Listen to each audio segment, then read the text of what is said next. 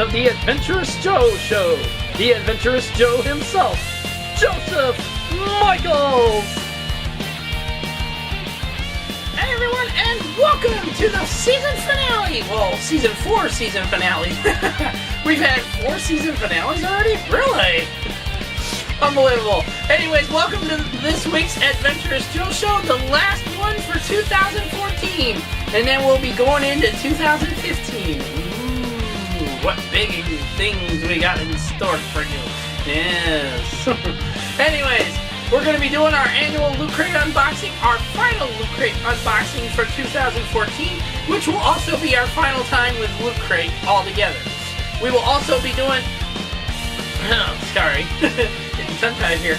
We will also be doing our video game review of Middle-earth: Shadow of Mordor. Now that game covered all systems, and you're not going to believe what I got to review on it. Also, our movie review of The Hobbit, The Battle of the Five Armies. I gotta tell you about this one when it's time. And our anime review of Ikki-to-san. Also, our final cosplayer of the week has been revealed. Who is she? Well, let's put it this way. She's new to the cosplay scene. She's an up-and-comer. And I think she's got what it takes to make it big time in the cosplayers business. Either way, we're going to tell you more about her when it's time as well. So, let's get this show, the season finale, started with our final Loot Crate unboxing for the year coming up next.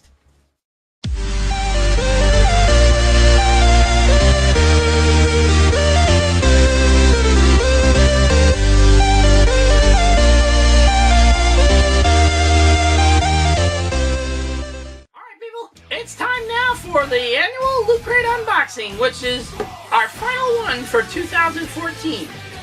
Now, as you know, Loot Crate is an epic goodies in here every month and stuff like that. A little service that they come in.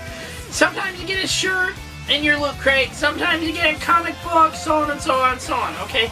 There's lots of exclusive items always in Loot Crate and stuff. However, this will be our final time doing things for Loot Crate and stuff, as we have moved on and we will be joining Nerd Block starting in January.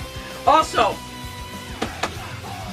so let's get started with this little baby right here. We'll unbox it. Now this month's theme was anniversary, okay? It's going to be jam-packed full of stuff. I'm at jam-packed. Already we got a Funko Pop Joker Batman. A Joker Batman Funko Pop figure. Unreal. Okay, what else we got? Tetris sticker set. Unbelievable. Guardians of the Galaxy socks from Marvelware. Guardians of the Galaxy socks. Your figure. Ooh, look at that. A little door hanger. It says, "Are you the Keymaster?" Then it says, "Back off, man, I'm a scientist." Okay, Captain America's shield. Car air freshener. It's vanilla flavor. You can even smell it right through the packaging. Ooh, hello. We have a Simpsons wallet. Look at that. How neat is that? Let's take it out of the plastic here. Oh, look at that. Comes with little cards inside and stuff. Let's see, we got My Life, My Mighty Wallet. Okay. Funny Money Wallet. Okay. Little card things in here that they included in there. Let's see, we got a couple more on this side. This is Be Mighty. And this is telling you how your Mighty Wallet works. Okay. Ooh, look at that. Be Mighty Looter. 10% off. Use the code LOOTER to save 10% off at www.dinomighty.com. Good through March 31st of 2015. Ooh. Cool. Now, as you can see from the wallet, it shows all the Simpsons characters. Even on the inside. How awesome is this thing? Neat, neat, neat. Okay, now we'll take care of that part. Let's see, we got a few more things here. We got a certificate from Crunchyroll. Hey looters, enjoy a special 30-day free trial of Crunchyroll just for you. Ooh, Crunchyroll. I like that idea. Oh, love it, love it, love it. Also, Lootcrate edition of Batman, the new 52, issue number 36. End game. Interesting. I may have to look at this, or I put it up as a gift. Or I'll just sell it. One of the two. Okay. Hey, wait a sec. Hey, isn't there supposed to be a pin?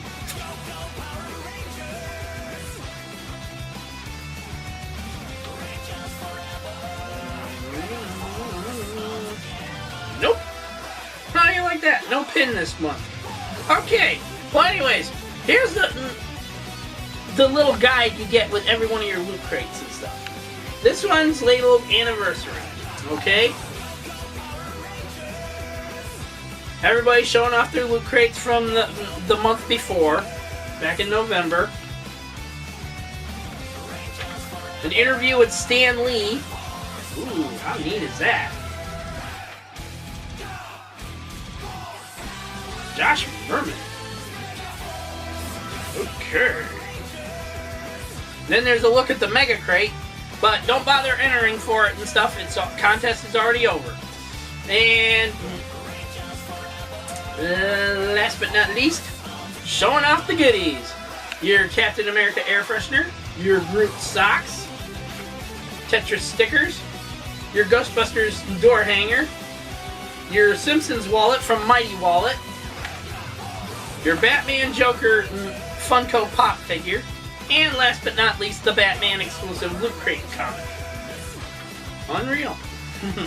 Now, like I said, if you want to get in on this every month, follow our link down below to lootcrate.com, because it will not be there next month when we do our show for Season 5 and stuff. Our season premiere for Season 5 will now have the Crunchyroll.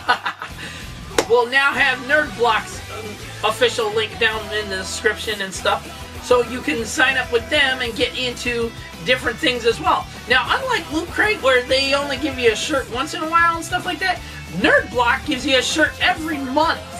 How you like that? A different shirt in every block. How you like that? There's also different themed blocks. There's, for the kids, there's junior, and there's junior boys and girls blocks. There's, for the adults, classic nerd block, horror nerd block, and the arcade block. Yours truly signed up for the arcade block. Love it, because I'm a gamer. Either way, this has been our final Loot Crate unboxing for the year of 2014, and our final time with Loot Crate. We had fun while it lasted, but we're on to different and better things. So, if you want to be a part of Loot Crate, you got the link down in the description. Make sure you hang on to it, because you can still get it from our previous videos that support Loot Crate and stuff, but starting in Season 5, we will no longer have any association with Loot Crate. So, there you have it, people. That's it. Now, we're going to get on to our video game review. Coming up next.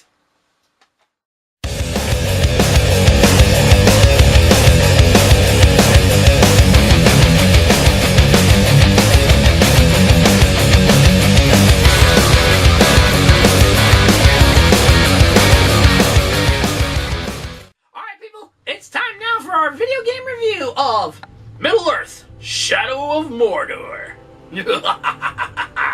Yeah, that's right, Middle-earth, people. Shadow of Mordor. Mordor. I like how they say that stuff in there. It's just cool. Either way, Middle-earth: Shadow of Mordor. It was an all-platform game. I mean, seriously, people, it was on Xbox 360, PS3, PS4, Xbox One, and the PC. Woo! That's a lot of ways to go for a game, people. Either way, It first came out on Xbox One and PS4 because Xbox 360, PS3, and the PC didn't get it until November. Unbelievable. Now, I just got this for my birthday, and I've already got done playing it and stuff. But there's one problem I got with this. It's the Season Pass. It's only available through Xbox One and PS4. Not for the Xbox 360 or the PlayStation 3. Which is ridiculously bad for business. I mean, come on. And on top of all that, they're charging you a fortune for the Season Pass. GM Chrysler, it's like paying for the game again. Either way, before we show you some incredible game footage and stuff, let me tell you more about this little game here. This little baby takes place between the Hobbit trilogy and the first part of the Lord of the Rings trilogy. Seriously, this is like a go-between storyline because you'll meet Gollum in it, you'll meet familiar characters in it as well that you've never heard of before. Some are familiar to you and stuff like that. And if you've read the Lord of the Rings books, both the Hobbits and the Lord of the Rings trilogy books, okay, then you know the certain characters in this story, okay? Now, Talion is a ranger, okay? And his family, his wife and son, both get murdered by the orcs, okay? And some dark, mysterious character, okay, that says he serves the Master and stuff. Now, we all know the Master is Saruman, and that guy is a pain in the ass. Whew! Unbelievable. Okay, now let's get started with that gameplay footage. I'm going to tell you all about this game. People, this is the gameplay footage. I mean, this game is just off the hook. I mean, unbelievably off the hook. The Nemesis system is the neatest thing about this. Now, the elements in it, the fighting system that Talion uses and stuff, is like Batman Arkham, the Batman Arkham games, and Assassin's Creed combined. There's different ways to assassinate someone, kill someone, so on and so forth. There's also different ways to do everything as well. It's also got a bit of a Dragon Age feel to it and stuff because you use runes to increase your blade's abilities and stuff like that. Different arrows and stuff like that. There's many things to this thing that makes it a really great game. Now, besides those things, there's the Nemesis system. You can turn enemy against enemy. I love this. I love this idea. The Nemesis system pairs off enemy versus enemy. You want your certain possessed enemy or under control, your control enemy to take over this one enemy's spot. You verse them against each other. And he kills him off, takes his spot, and takes on out and moves up the ranks and shit. I loved it. The Nemesis system is perfect for this game. They should do this more often with games like this. Seriously. Great job to the guys at Monolith. Oh my god, great job. Seriously. Coming up with an idea like this is awesome. Especially when it's the Lord of the Rings trilogy. You already know orcs versus orcs sometimes and stuff. Especially when it came to fighting over hobbit meat and stuff. Who was going to eat the hobbits and everything else. I was like, what the hell? Now, in this thing, you can not only possess enemies, you can also gain intel from them and kill them if you want. I mean, seriously. When you grab them and start to do like a Vulcan mind meld kind of thing with them and stuff, you can literally see into their thoughts. See who they know. What intel could they give you on somebody that you're trying to hunt down and everything else. It was that great a game. I seriously love this game. Now, like I said, it's on multiple platforms.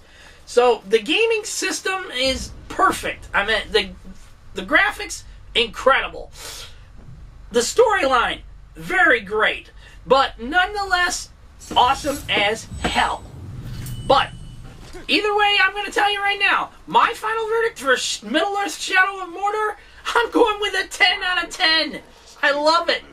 I hate the part. I would go with an 8 out of 10 on it, but I can't really give this game a bad thing just because I can't get the season pass for Xbox 360 or PS3. Okay? This game had it all. Action, adventure, potential romance with one of the elfin women and stuff like that. You know, certain things you can do to make the storyline a lot better. Seriously, it was great. Nonetheless, it was a Lord of the Rings based story, and I loved it. I loved every moment of it. Talion being this ranger and everything. Taking on enemies after he's brought back from the dead and so on and so forth. Incredibly great game. Now, like I said, I'm going with a final verdict of a 10 out of 10. Badass seal of approval. I loved this game. Seriously loved this game.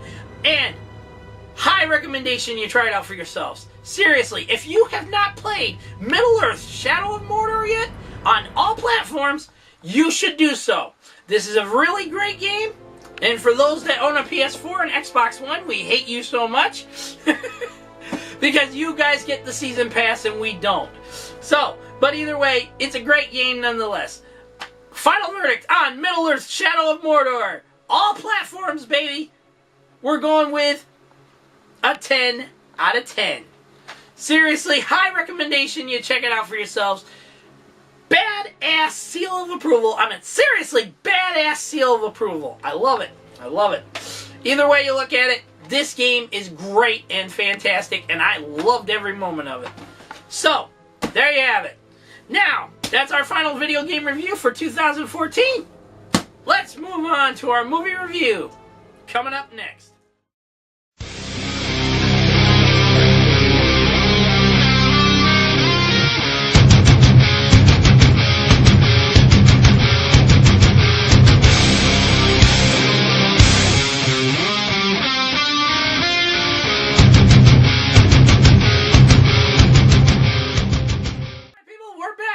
It's time now for this week's movie review of The Hobbit, Battle of the Five Armies.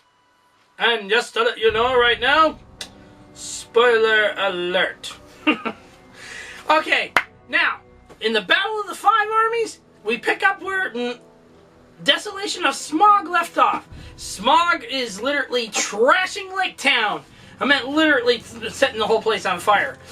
And the magistrate and all these other his other dimwit Albert there are trying to make a run for it and everything, stealing gold, blah blah blah blah blah blah blah, and running away like cowards they are. Which, by the way, Albert, this little pissant, I wanted to see him die so badly, which never happens. Seriously. It never happened. This little pissant was throughout the entire freaking film, and it never happened. Ugh. It made me want to jump through the movie screen and just stab something right through his freaking eye. Now, there's some good points to this, and there's some bad points to this. The Hobbit, the Battle of the Five Armies, was how do you put this? Great. It was a good film, but not so great in some perspectives. One, Thorn, who is an incredibly awesome dwarf, I meant seriously, he reminded me of Gimli. Okay, seriously, reminded me of Gimli. How brave he is, how honor-bound and everything else he is, and so on and so forth, okay? Turns into a fucking greedy motherfucker who became practically like the bad guy. Seriously. He goes, "This gold is all mine. You're not getting any of it." Blah, blah, blah, blah. And I was like, oh. And Thandral, for God's sake, why? Thandral just blew me away. I was so pissed off about this shit. I loved his demeanor and everything. He was a brooding son of a bitch about everything. And then he turns tail and run? After fighting so many orcs and stuff, when he finds out that from his son and the other woman that was with him, the other elf woman that was with him, that the orcs have more coming from the north and shit. He tells everyone, okay, that's it, pack up, we're leaving. Forget the humans, forget the dwarves, we're out of here. What the fuck? The guy turned chicken. He turned elfin chicken, of all things. And then on top of that, all that, he turns around at the end and is telling the elf woman there, God, I keep forgetting her name, that it's okay to cry and all this stuff, that it was real love between you and the dwarf guy and stuff. And I was like, what the hell? Then he tells his son to, if he's leaving, on his own and stuff, seek out this young ranger to the north. His name is Strider, which he was talking about Aragorn, by the way. GM Chrysler, people. This movie was so asshole back and forth on everything. I mean, literally. And on top of that, in the end of the film, towards the end of the freaking film, after Baggins, Bilbo there, returns to his home and stuff, Gandalf tells him, I know you got the ring. I know you got this ring and everything else, which the ring becomes the main fellowship of the ring and so on and so forth in the Lord of the Rings trilogy. The big problem with the ring and stuff. Well, it turns out Gandalf knew the whole damn time Bilbo had this damn ring with him. What in the world happened to this damn... Not to mention Sauron, okay? We did not get to see him, okay? We thought he was going to make his big entrance and shit, fight using the Ring of Power and so on and so forth, and freaking lose his body thanks to Aragorn's father and stuff. No! Apparently the Hobbit trilogy takes place after all that happened. What the fuck, people? I am so pissed off at this film. Seriously. I loved it, but I am elated over it, okay? How certain characters you wanted to see die never die. How Smaug gets killed 12 minutes into the film. 12 minutes! A total of 12 fucking minutes. And Benedict Cumberbatch only has like a couple of lines in the whole damn thing as Smaug before he dies.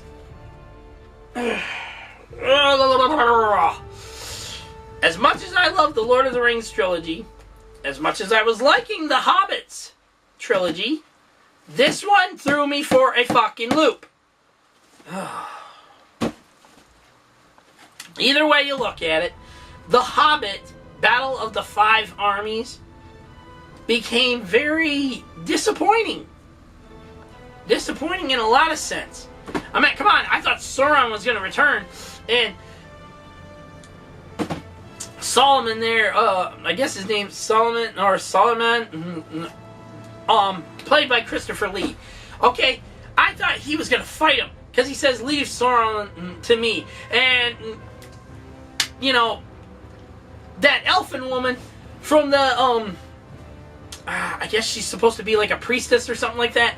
Okay, she literally turns dark mage elf kind of person, seriously. She, like dark magician girl kind of thing. She literally turns black and everything. Black hair, black eyes, everything, and just is telling Sauron there, pushing him back and everything, back into the portal or whatever he was trying to come out of that's supposed to be his giant eye and shit, and saying about, you shall return from whence you came, and all this. I was like, wow. That's darker than what she was in the Lord of the Rings trilogy. I was like, holy crap. Whoo! Unbelievable. Either way you look at it, this film was okay in the common sense, but very disappointing. Very disappointing. I wanted to see more. I really wanted to see more. Thorin, of all things, come on. He turned into his grandfather, for God's sake. Started getting all greedy over the gold and stuff. When he found out the Arkenstone was in the hands of Thranduil and them, I was like, oh boy, all hell gonna break loose now. How'd you get that? It's a trick. It's not the Arkenstone. It's inside this mountain. Till Bilbo tells him, sorry, I gave it to him. I don't want to see you guys die and everything else. And then he turns around and tries to kill Bilbo. What the hell? A guy who's supposed to be his greatest friend in the world and stuff. And he turns around and tries to kill him. Because of his greed and stuff. Then after he finally breaks his hold of himself on that damn greedy over the gold crap and stuff, he comes to his fellow dwarves and says, will you follow me one last time into battle and stuff. I was just like, okay, this is the Thorin I like to see. The man who's honor bound. The guy that wants to fight, not run and let everyone else do it and crap. No, this man learned a lot from Bilbo, okay? And that's what was great about this, until they turned around and made him like this. And I was just like, oh my God, I hate this movie already now. Seriously. And then Thranduil there, oh God, I wanted to shoot somebody. I really wanted to shoot somebody over this film. Now, my final verdict on The Hobbit, The Battle of the Five Armies, I'm going with... sorry to say it, a 6 out of 10. I love the Hobbit film. I loved all the Hobbit films up to this point. And then the Lord of the Rings trilogy. I love those. But this movie just made me want to kill someone over it. Literally just shoot someone, claw their eyes out, you know, that kind of thing. Oh, it was disappointing. It was disappointing in many ways. And to see Thorin die in the end was even more disappointing. I says, okay, either something went totally wrong or I gotta go back and read that damn book again. The romance between Gillian, I guess his name is supposed to be Gillian, and the archer woman. Okay, the archer elf woman. Okay. The romance between them never got anywhere. Yes, they started falling in love with each other. There was no kissy-kissies or anything like that and stuff. And they kill him off! Him and his brother. They killed them both off. I am elated over this film. Seriously. I am just disappointed as hell. If they were to come out with a director's cut and say, hey, this is how it really should have been and stuff like that, okay. But this movie was just terrible. Terrible in the common sense of desolation. Smog, in general, being killed off 12 minutes into the film. 12 minutes? No real anything for Benedict Cumberbatch to sit there saying, hey, I'm going to destroy you in ways like this and blah, blah, blah, blah, blah, you know. Something that made it worthwhile for him to be Smog. Damn, Chrysler. I was just very disappointed in this film, okay? I loved it, but disappointments all around on certain things. Either way, final verdict on The Battle of the Five Armies, we're going with 6 out of 10. I'm going to recommend you see it. I'm not going to give high recommendations you see it, because a lot of you have already seen it and probably hate it as hell. Like, yeah, I can understand why. But we're also giving it a badass seal of approval for the action. I meant the action between the dwarves, the elves, the humans, fighting all the orcs and stuff. That was perfect. I loved that shit. But Thorin being the coward and staying inside the fucking castle during the fighting and shit and doesn't come out until it's almost over, and then goes up the mountain to face Azarog and shit and kill his ass off and get his revenge finally and blah blah blah blah blah, you know. It was disappointing. Okay, that part was very disappointing. Thorin was like a great hero, that went and turned into a greedy motherfucking coward. Okay? Then on top of all that, Thandral. Okay? GM Chrysler. I was mad as hell about this. I loved his demeanor about things. I loved how he was sitting there saying to Gandalf about, your little dwarf pal, started this whole thing. You will excuse me if I want to finish it and stuff. I was like, okay, I like this, okay? I like how he's so brooding and mean about it all and shit. But then, when it comes to the Battle of the Orcs, and he's fighting just fine alongside the humans and stuff, and then finds out from his son, Legolas, that they're coming from the north and more coming from the north and shit like that. The whole thing's a trap and blah, blah, blah, blah, blah. And then suddenly says, oh, okay, everybody pack up, we're leaving, we're gone. Hated that part so much. So, there you have it, people. Whew. If you've seen the movie already, let us know your thoughts down in the comments below. If you have not seen the film, check it out and let us know what you think. Okay, now, moving on to our anime review of Ikki-to-San, coming up next.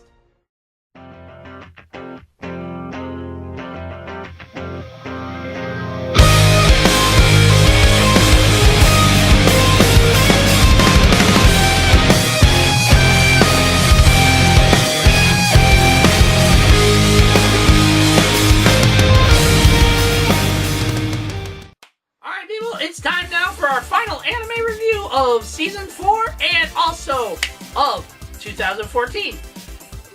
We are reviewing Ikki-to-San. Now this one is a very strange series considering it lasted 13 episodes in the first series, 13 more episodes in the next series, and so on and so on and so on, okay? Right now I think it's up to like 5 different series that it's had. Seriously, 5 different series about high school boys and girls who are fighters. They get their own, they form their own little gangs and they become fighters. Unbelievable. Personal favorite of mine is Kanu. Kanu, she kicks ass. Seriously kicks ass. I love her demeanor. I love how she can do everything and, not have a care in the world about it and shit. Just kicks ass and goes from there and stuff. But I hate the fact that she's got like a lesbian vibe to her. Seriously, she gets so hung up about this one girl during, it's either Great Guardians or Dragon Destiny, and she's just like all lesbo about her. Seriously. And I was like, okay. She went from being like a woman that I guess likes guys, or don't like guys, I don't know, and to being this all full-blown lesbian kind of thing. I mean, nothing wrong with lesbians and gays and stuff like that. It's in anime when you get liking a character and stuff, that some of that stuff gets a little goofy, okay? But either way, Ikki-to-San basically is about how each one of these fighters, including Kanu, are possessed by, are re-embodied or inhabited by the spirit of a dead warrior, okay? Kanu's is a dragon warrior. I'm trying to think what her name is. Oh, Hadako. She's, is it Hadako? Or, I think I'm thinking of Fully Cooley, one of the two. Either way you look at it, they're all inhabited, okay, by these dead warriors and stuff. Some are more dangerous than others, okay? Hidden inside the body of these young teenagers or young men and women and stuff. Which, by the way, a lot of this is not, I'll tell you right now, this show is not meant for kids of any kind, okay? If you're a teenager over the age of 18 and older, yes, it's fine for you. It's fine for adults. Because a lot of the situations in this show are adult-oriented. Dragon Destiny has a full-blown sex scene going on. GM Chrysler, Ikki-to-San is not meant for kids. This is a teenage, over the 18 or older crowd kind of thing. Because there's even a lesbian scene between Ryoko It's Ryuko or Ryoko or Ryomo. That's it. Between her and another girl, and so on and so forth. But she's kind of a mixed bag. I mean, she goes from a guy having sex with this guy to having sex with this girl. Seriously? This show is weird as shit. But anyways, the badass action in it is off the hook. I loved how Kanu was fighting like she does. I loved how Ryomu and a few others fight like they do and shit. The action is off the hook and incredibly fun to watch, okay? But could do without a lot of the whole, you know, teenage sex shit going on. I mean, there's even a rape scene in this damn series. There's like a rape scene that takes place, and I'm like, holy shit, are you kidding me? Either way, my final verdict on this anime review, I'm giving it a 7 out of 10. I'm going to say high recommendations to check it out for yourself if you're over the age of 18 and older.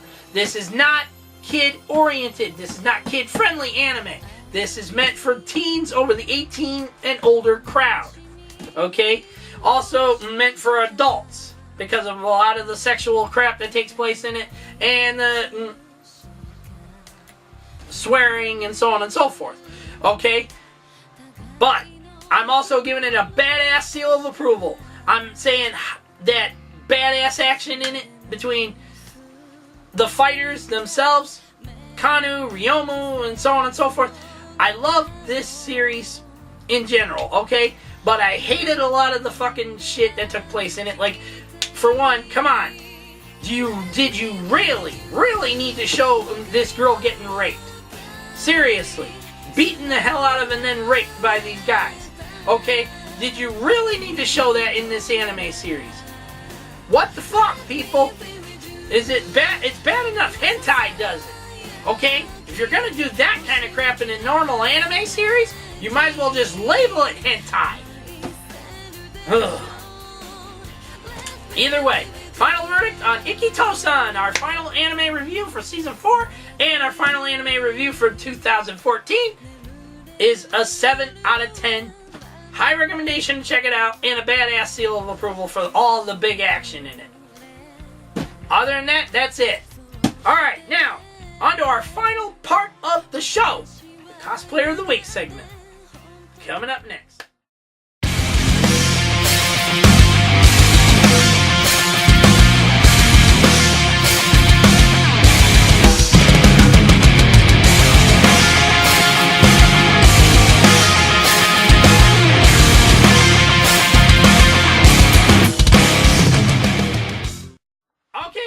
Welcome back, and this is our final Cosplayer of the Week for 2014, and the final Cosplayer of the Week for Season 4. Unbelievable. Now, as I told you, this young lady is an up-and-coming cosplayer in the cosplay franchise, or world, whatever you want to call it. Either way, it's a great big universe, people. Either way, this lovely young lady, and sorry guys, she is taken. She is spoken for, so don't ask. Either way, like I said, this lovely young lady has been an up-and-comer in the cosplay community. She's done everything from Gambit, Psylocke, Catra from League of Legends, and so on and so forth. She's got a lot of great cosplays. She does a lot of great ones with her boyfriend, and so on and so forth.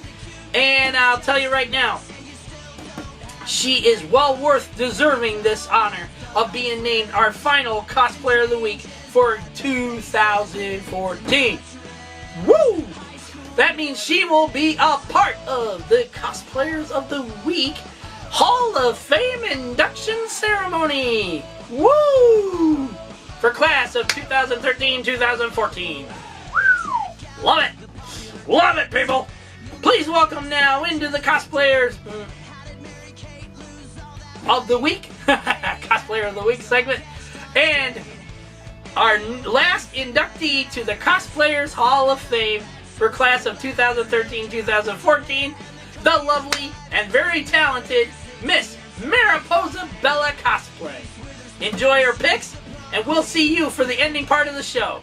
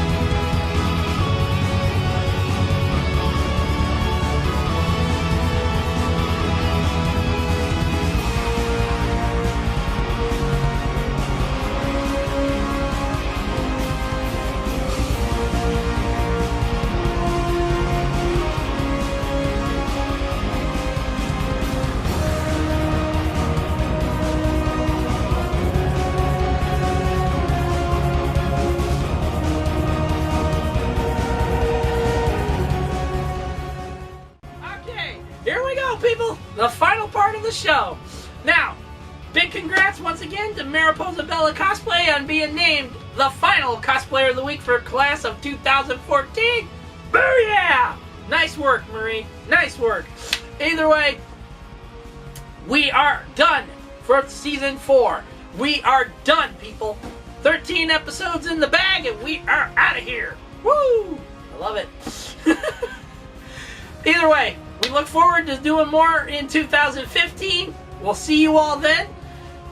January has got a big thing ahead. We're going to be starting our Nerd Block reviews and everything else, our association with Nerd Block. We're going to be talking about more big topics of the week and so on and so forth. And believe me, I got a lot of them to talk to you about on this when it comes to that subject. Also, kids reviews, movie reviews, much, much more. We've got so much going on for 2015. Woo! Unbelievable. It would make Ric Flair want to do that woo thing too. Seriously. Either way, that's it. We're out of here. We'll see you. The next time we're going to see you is for the Hall of Fame induction ceremony.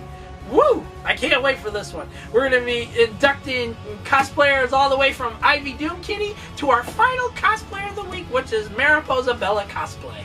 Unbelievable, people! I love this show. Thank you. It's my show, but what's the matter of loving your own show? Either way, that's it. You won't be seeing these behind me anymore and stuff after this, because they'll be down. We'll be redoing the whole background thing and making it neat for 2015 new season, season 5. I got a lot in store for you guys. So, without further ado, yours truly is out of here for the new year. And speaking of the new year, once again, just like Christmas and Halloween and all those other holidays, I've told you all to be careful. You're going to drink and drive?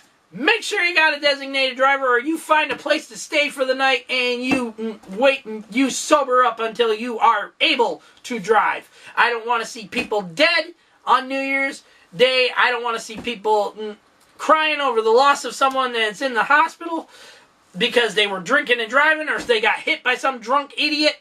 I want you all to be safe and sound when we start our new season out there, okay?